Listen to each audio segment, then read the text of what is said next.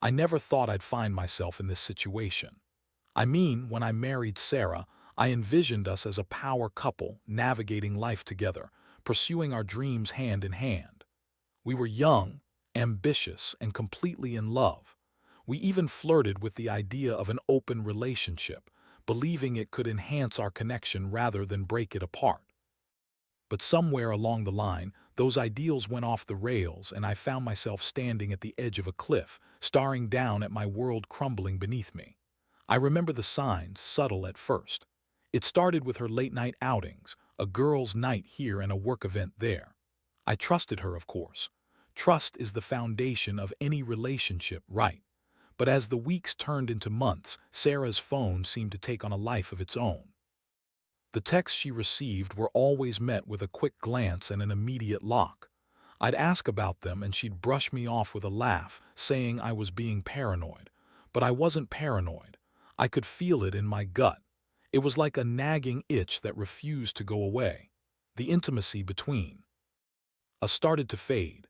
The kisses were more like pecks, and the nights we spent together became fewer and further apart. I found myself scrolling through my phone for distraction, wondering if I was imagining things, if maybe I'd gotten it all wrong. Then one fateful Friday evening, everything changed. I had just finished work and was ready to surprise Sarah with dinner, thinking it would rekindle some of that lost spark. Instead, I walked into our home to a scene that felt pulled straight from a nightmare. There was Sarah, sitting on the couch, her phone in hand, and her face lit up with a smile that felt so wrong. It wasn't just any smile, it was the kind that radiated affection, affection I hadn't seen in months. I didn't think much of it when she said she was meeting a friend for drinks. At first, I just felt a wave of relief that she was finally taking a break from work. But then, as I prepared dinner, I realized I didn't hear the front door open or close. It was just Sarah and me, but something felt off. A few minutes later, the doorbell rang and I opened it. To find a man I didn't recognize, casually leaning against the wall, smiling flirtatiously at my wife. It was that moment I saw everything clearly. The pieces fell into place. My heart raced as I tried to process what was happening. I quickly made my way back to the kitchen, pretending to busy myself while eavesdropping like a fool. What unfolded next was a conversation I never wanted to hear. "Did you bring it?" Sarah asked, her voice low and conspiratorial. Of course, the man replied, his voice oozing with charm. "Can't wait for tonight." I felt like I'd been punched in the gut. My heart sank and it felt like the walls of our home were closing in on me. They were talking about a night together and it hit me like a freight train. My wife was cheating on me. I was too stunned to move or say anything. I felt trapped in my own home, a voyeur in my own life. Eventually, I steeled myself and made my presence known. I walked into the living room and their conversation halted abruptly.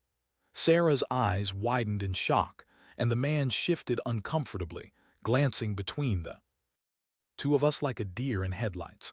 "Who the hell are you?" I asked, my voice steady but laced with anger. I'm just a friend of Sarah's," he stammered, but it was too late. I knew the truth. I could feel the betrayal coursing through my veins, fueling the storm of emotions brewing inside me. Sarah's expression morphed from surprise to annoyance. "It's not what it looks like, Jason," she said, rolling her eyes as if I was the one making a fuss. "You knew we had an open relationship." Open relationship.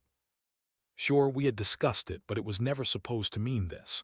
There were boundaries, and she had crossed every single one of them while trying to manipulate me into thinking it was okay. There I was, a husband staring down the barrel of a gun, completely blindsided by the woman I had thought I knew. The irony of it all hit me hard. I had opened my heart, only to find it shattered in a million pieces. This was just the beginning. I could feel a fire igniting within me, a need for clarity.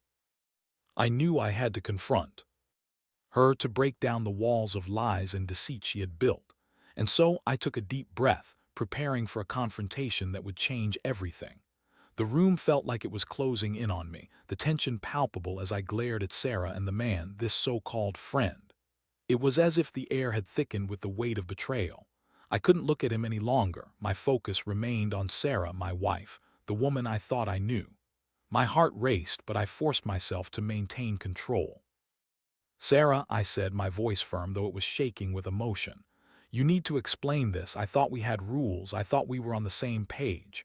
She crossed her arms defensively, her lips curling into a somewhat dismissive smirk. We do have rules, Jason. You just don't understand them. You never did. Really? Is that what this is? I gestured angrily at the man who was now awkwardly shuffling his feet. You're going to blame this on me. I didn't sign up for you to sleep around while we were supposed to be working on our marriage. Come on, she rolled her eyes again, a look of annoyance etched across her face. You know I've been feeling stifled. This open relationship was supposed to give us both freedom. I didn't mean for it to go this far. Freedom. I spat, barely able to keep my composure. This isn't freedom, Sarah. This is a betrayal. You've lied to me. The man shifted uncomfortably, glancing between us as if he were a spectator at a very uncomfortable play. I wanted to throw him out to unleash all my frustration on him, but I knew he wasn't the real culprit. Sarah was. You're not seeing it clearly, she continued, her voice rising defensively. I told you I needed space, and I thought you'd be okay with me exploring things outside our marriage. We agreed to this. Exploring things, I echoed incredulously, my gut twisting in anger. This isn't just some casual fling, Sarah. You've been seeing him behind my back. At this point, I was furious. My anger pulsed through me like a live wire, and I fought the urge to scream. Did you even think about how this would affect me, or did you just assume I'd be fine with watching you fuck someone else? Her face hardened. You're being dramatic, Jason. You have no idea what it's like for me. You've been so lost in your work lately, and I just wanted something more. More what? More lies, more deceit. I raised my voice, the tension thickening the air around us. You think this is okay? Do you think it's fair to blame me when you're the one betraying our vows? I'm just trying to live my life. She yelled back, her eyes flashing with irritation. You always wanted to be in an open relationship. You were the one who made me feel guilty for wanting to explore. This is on you too. That was when it hit me. I was standing in front of a woman I barely recognized, caught in a whirlwind of anger and betrayal. I had to face the reality. She had twisted our agreement into a weapon against me. What was supposed to be a mutual exploration had turned into a free-for-all for her. I took a deep breath, trying to steady the storm within me. I had to think clearly about my next steps.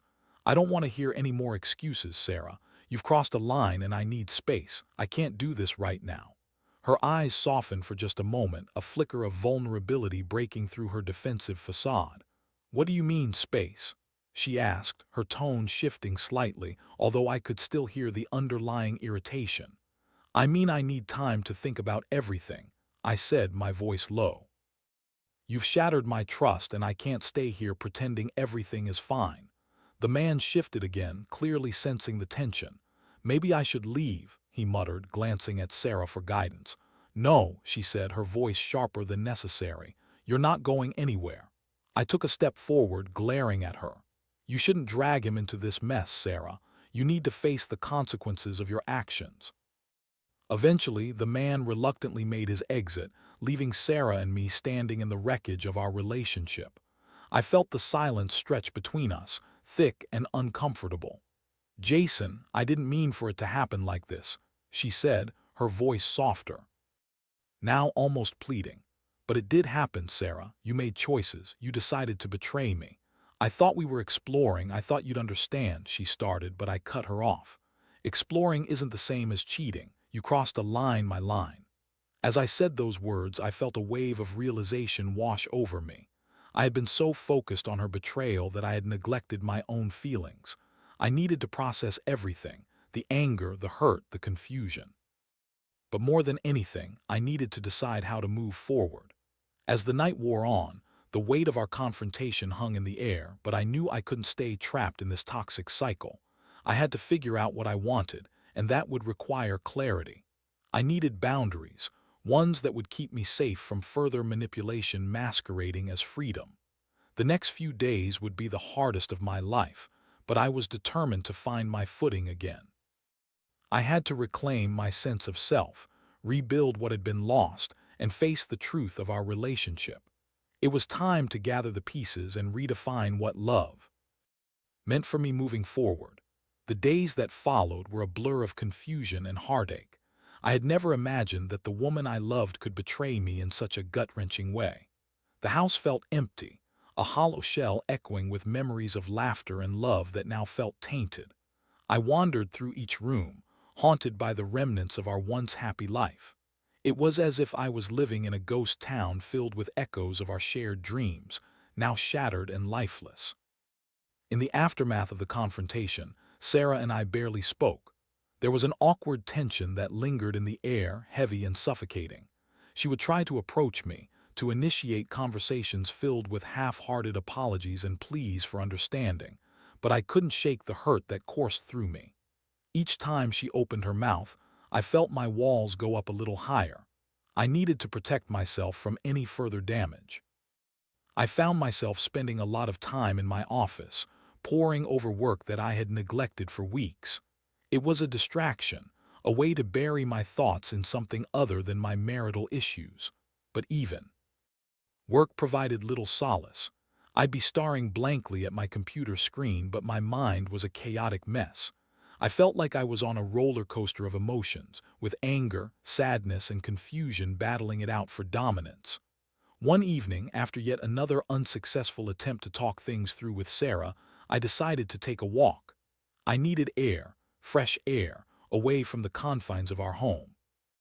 As I strolled through the neighborhood, I reflected on how our relationship had evolved into something I no longer recognized. I replayed memories in my head, the first time we met, the spark that ignited our romance, the laughter we shared. It was all swallowed by the reality of betrayal. That night, I reached the decision that I needed to confront the situation head-on. I knew I couldn't keep living in limbo. We needed to lay everything out on the table. I had to communicate what I felt, what I wanted moving forward, and most importantly, I had to draw a line. When I arrived home, Sarah was sitting on the couch, watching TV. When she saw me, she turned it off and looked up at me, her expression a mixture of hope and uncertainty. "Can we talk?" she asked, her voice tentative. "Yeah, we need to," I replied, trying to keep my tone calm despite the storm inside me. I gestured for her to sit at the dining table where we had shared countless meals and conversations. But this time it felt more like a courtroom, and I was ready to present my case. "Look, I've been thinking a lot," I began, my hands clasped tightly in front of me. "I need to know if you even want to fix this. Do you really care about what we had, or is this just about trying to keep me around while you explore your options?" Sarah looked taken aback, her eyes widening. "Of course I care. I got lost along the way. Maybe I thought I could have both worlds and didn't realize how much I needed you." "That's the problem, Sarah. You thought you could have both worlds at my expense. You crossed boundaries that were set for a reason, and now I'm left picking up the pieces." I took a deep breath, trying to maintain my composure. "You can't just blame this on our agreement. You need to take responsibility." "I know I made a mistake," she said, tears welling in her eyes. "I thought I could bring something new into our lives. I didn't mean to hurt you."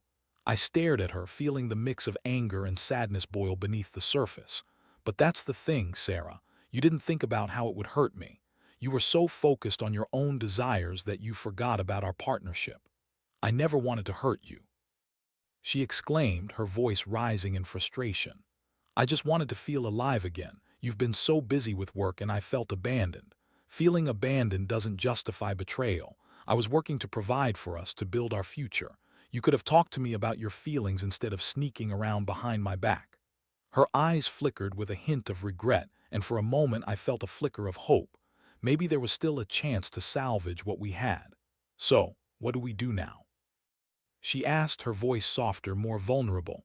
"I need boundaries, Sarah, clear ones. This open relationship you keep referring to, it has to end. It's not working for me, and it's clear it was never meant for us. We need to redefine our relationship, and that starts with honesty and trust." She nodded slowly, her expression serious. "I understand. I'll do whatever it takes to make this right, Jason. I don't want to lose you." It was a small promise, but I could sense the sincerity behind it. "I hope you mean that, but I need time to process everything. I can't just jump back into this. I've been hurt, and I need to know I can trust you again." "Take all the time you need," she said, her voice barely above a whisper. "I'll be here waiting." That night I lay in bed, feeling the weight of the world pressing down on my chest. I was caught between hope and despair, unsure of what the future held. In that moment, I realized that rebuilding trust would take time, effort, and a lot of hard conversations. But I was willing to fight for our marriage if she was. As I drifted off to sleep, I felt a sense of resolve wash over me. I would not let her manipulation masquerading as freedom define our relationship any longer. Boundaries would become clarity, and it was time to reclaim my life and my heart. I could only hope that Sarah would be willing to do the same. The next few weeks were a roller coaster of emotions.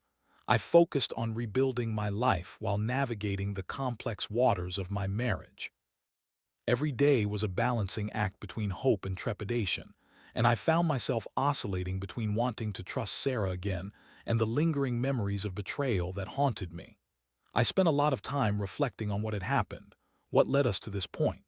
I spoke with friends, reaching out for advice and support. Some friends expressed anger on my behalf, urging me to kick Sarah to the curb. Others suggested that relationships can be repaired if both parties are committed to change. I found myself caught between their opinions, unsure of what direction to take. During this time, Sarah and I set aside regular moments to talk openly. We would sit at the dining table, often in silence, soaking in each other's presence as if trying to bridge the gap that had formed between us. I was cautiously optimistic about her willingness to change, but I knew actions spoke louder than words. I needed time to gauge whether she was genuinely committed to mending our relationship or merely attempting to pacify me. It wasn't all smooth sailing, though. There were evenings when the weight of what happened pressed down on me like a heavy blanket, suffocating my thoughts. I would watch Sarah as she prepared dinner or settled in with a book, and I'd catch myself analyzing every little thing. Is she being sincere, or is she hiding something? Does she really understand the gravity of her actions? I wished I could shut off the anxious thoughts racing through my mind, but they were relentless.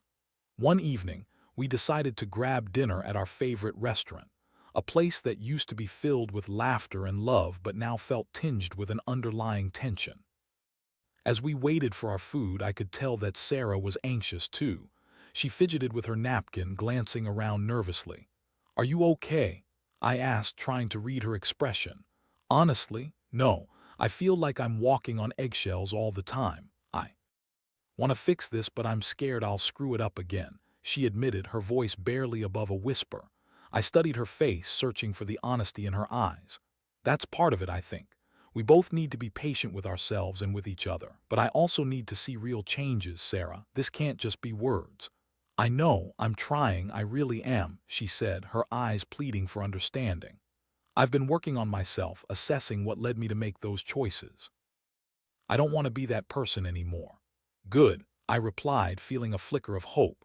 "But it's not just about you. I have to heal too. I need to understand that you're committed to us. It'll take time." The conversation felt like a small step forward, a tentative acknowledgement that we both needed to navigate this journey together. But lurking in the back of my mind was the undeniable truth. Trust was a fragile thing, and it would take a long time to rebuild what had been shattered. As the days turned into weeks, I noticed Sarah making an effort to adhere to the new boundaries we had set. She was transparent about her whereabouts, actively engaged in conversations, and even suggested couples therapy. It was a big step, and I appreciated her willingness to confront the issues we had. However, there were still moments when my insecurities reared their ugly heads. I would catch her on her phone, and a surge of anxiety would creep in. Was she texting the man she had cheated with? Was she reaching out to someone else behind my back? My heart would race, and the old feelings of betrayal would bubble to the surface. One afternoon, I decided to confront my feelings instead of letting them fester. I approached Sarah in our living room where she was sitting with her laptop. "Can we talk?" I asked, trying to keep my tone neutral. "Of course," she replied, setting her laptop aside. "I've been having these thoughts and I need to address them," I started, taking a seat across from her. "Sometimes I still struggle with feeling insecure. I don't want to be that guy who is constantly doubting you, but I can't help it." "I understand," she said, her voice steady but soft. "You have every right to feel that way after what happened. I don't want you to feel like you have to tiptoe around your feelings. Please let me know what's on your mind. I just need reassurance, I admitted, feeling vulnerable.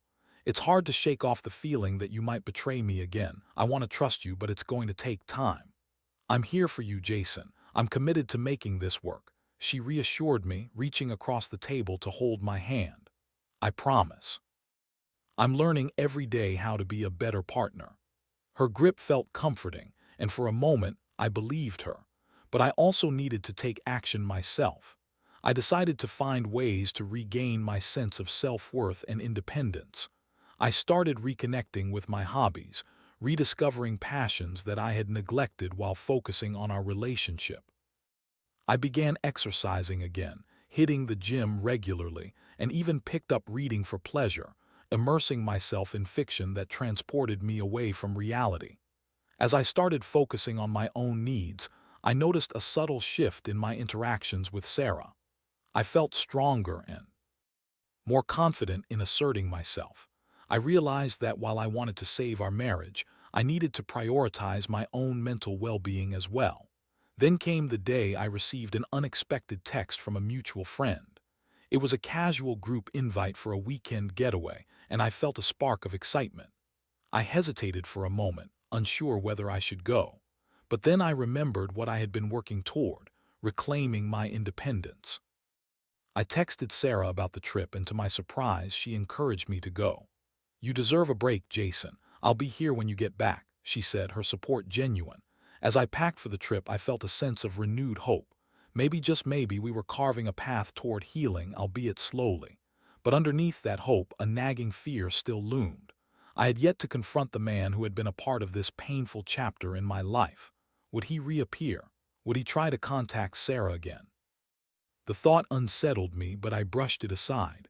For now, I was taking steps to focus on my own journey. As I set off for the weekend getaway, I did so with mixed emotions, apprehension, but also an unexpected sense of freedom. I was ready to face whatever came next, both in my personal growth and in my relationship with Sarah. I just hoped she would be ready to meet me on the other side, committed to rebuilding what had been lost. The weekend getaway turned out to be exactly what I needed. Surrounded by friends and the natural beauty of the mountains, I was able to release some of the pent-up tension that had been weighing me down. Laughter flowed easily, and for the first time in weeks, I felt a genuine smile spread across my face without the shadow of betrayal looming overhead. While hiking, sharing stories around the fire, and engaging in light-hearted banter, I began to reclaim parts of myself that I had suppressed during the turmoil of the past months. I remembered the joy of connection without the undercurrent of pain, and it felt liberating. I appreciated every moment, soaking in the camaraderie of friends who supported me without judgment. But as the weekend progressed, I couldn't shake the thoughts of Sarah completely. I found myself wondering how she was doing. Back home, had she been truthful in her commitment to change? Would our conversations lead to genuine healing, or were we still just skimming the surface? On the last night, as we gathered around the fire, I pulled out my phone to check for messages. I hesitated for a moment, then opened the text thread with Sarah.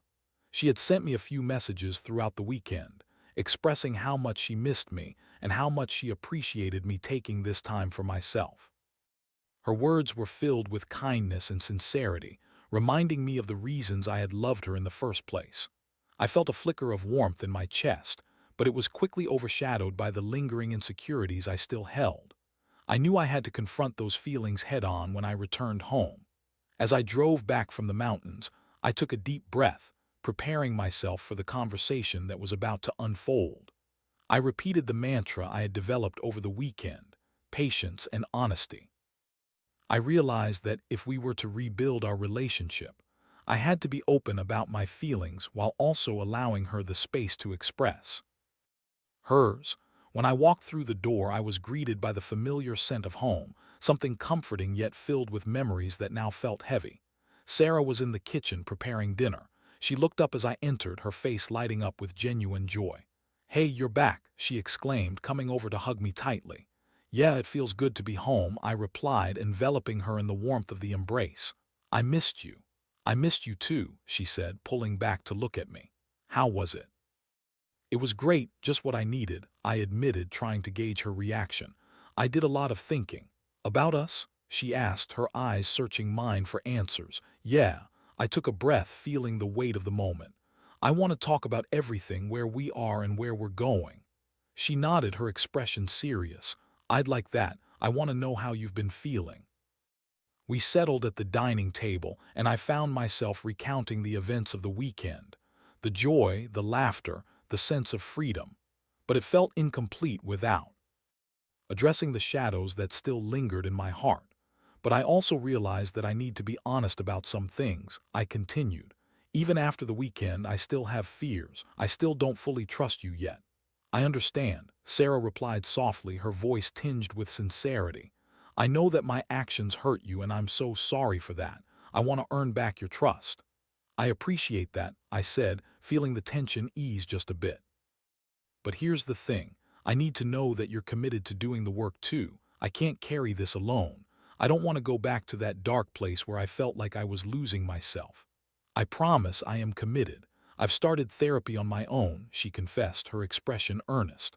"I realized I have a lot to unpack, and I don't want to repeat my mistakes. I want to understand why I acted the way I did." I felt a flicker of hope, but it was still fragile. "That's a good step, Sarah. I'm glad you're seeking help, but trust is built over time. I need to see consistency in your actions, not just words." "Of course. I want to show you that I'm serious," she said, her voice trembling slightly. "I want us to rebuild together. I know it'll take time, but I'm willing to do whatever it takes." As we sat together, I felt the heaviness of the past start to lift a little. We were facing the truth together, and that was a significant step. We talked late into the night, discussing boundaries, needs, and the future we envisioned. For the first time in a long time, I felt a sense of clarity.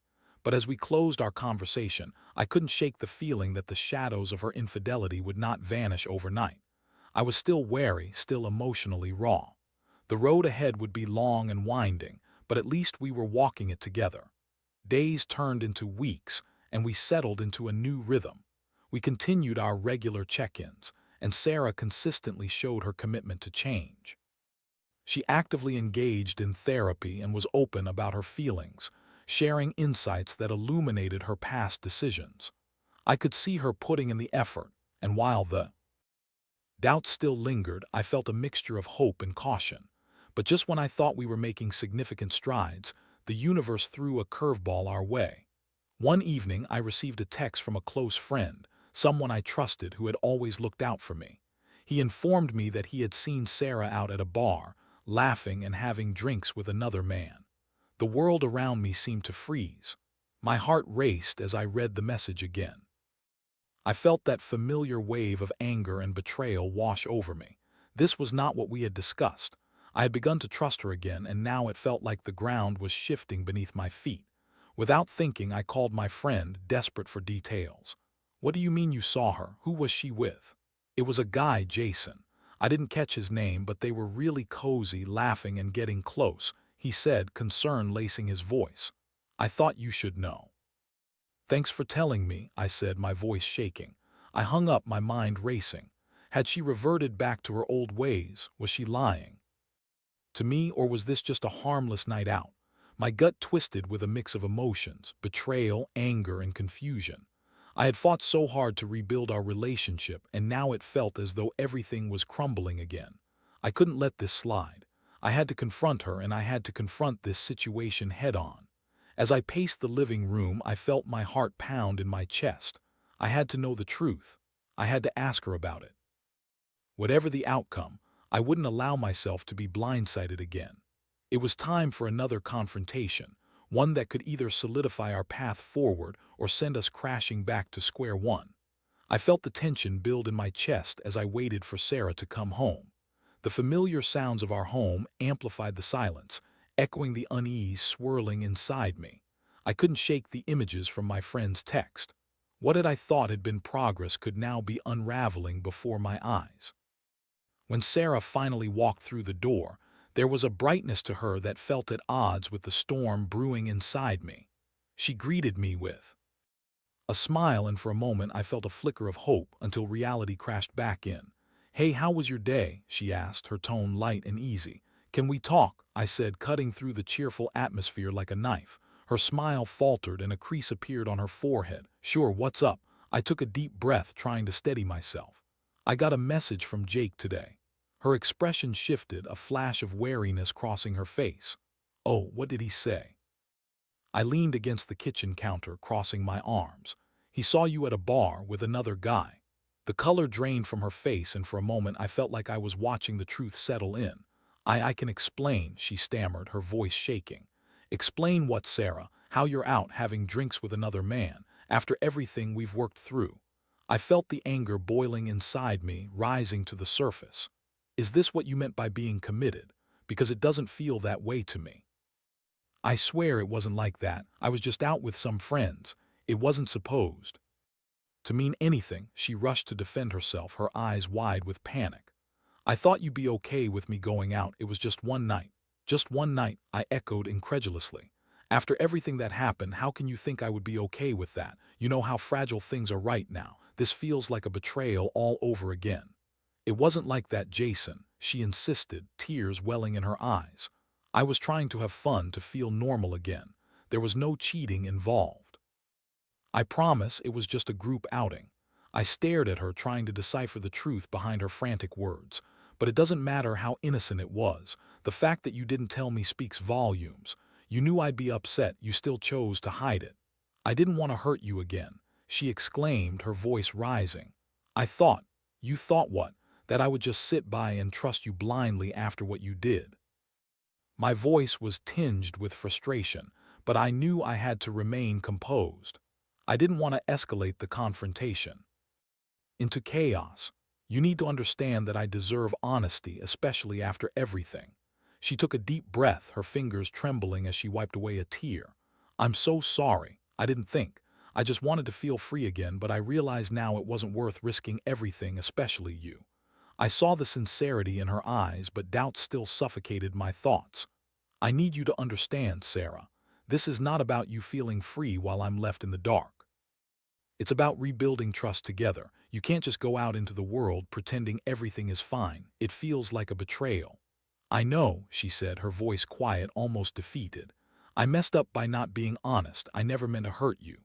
As I watched her, I felt a mix of empathy and frustration. I wanted to believe her. I still wanted to salvage us. But could I? Would I always be questioning her motives? I took a moment to gather my thoughts. "You need to make a choice, Sarah. You need to decide whether you want to fight for us or continue down this path of inconsistency. It's exhausting, and I can't keep doing this. It's either all in or all out." Her gaze flickered downward, a spark of realization in her eyes. "You're right, I've been selfish. I need to prove to you that I want this, our marriage, our future. I can't keep taking actions that jeopardize what we're trying to rebuild." I nodded, feeling a weight lift just slightly. "You need to take this seriously, and I need to see that you're committed to being honest. I can't keep living in a state of uncertainty." "I will do better, Jason," she replied earnestly, her voice firm. "I want to be better for us, and I'm willing to go to therapy together if that's what it takes." Relief washed over me, but I was still guarded. "Let's take it one step at a time. I want to see real change, not just words." As the conversation settled, I felt a mix of apprehension and hope. We had a long road ahead, but I finally felt like we were on the same page. The path would be fraught with challenges, but I could see a glimmer of light in the distance. In the following weeks, we both embraced the difficult conversations that came with rebuilding our relationship. We worked through our insecurities, shared our fears, and openly discussed boundaries. Sarah began attending therapy regularly, and I eventually joined her for couples sessions. It was painful at times, but it was also liberating. Through therapy, we learned how to communicate openly. I started saying what I felt rather than bottling it up, and Sarah began to understand the weight of her actions. Slowly but surely, we started to mend the rifts that had torn us apart. Each day, we put in the effort to rebuild our trust. Of course, there were setbacks and moments of doubt, but we faced them together. I began to realize that healing wouldn't happen overnight, but every small step we took solidified our commitment to one another. One night, as we sat together on the couch, laughing over a movie, I felt a warmth in my chest that had been absent for so long. It was the feeling of connection, of love, and of a renewed sense of hope. "Thank you for sticking with me," Sarah said softly, her gaze steady on mine. "I know I'm not perfect, but I'm so grateful that you're willing to fight for us." "I'm grateful too," I replied, reaching for her hand. "But let's keep this going. We have to keep talking, no matter how hard it gets." And so we did. The journey ahead would be long, but I felt confident that together we could navigate the complexities of our relationship. Our story wasn't over, it was just beginning. Through all the pain, I learned the importance of boundaries and clarity in love. I learned that while the heart can be broken, it can also heal if both partners are willing to put in the effort.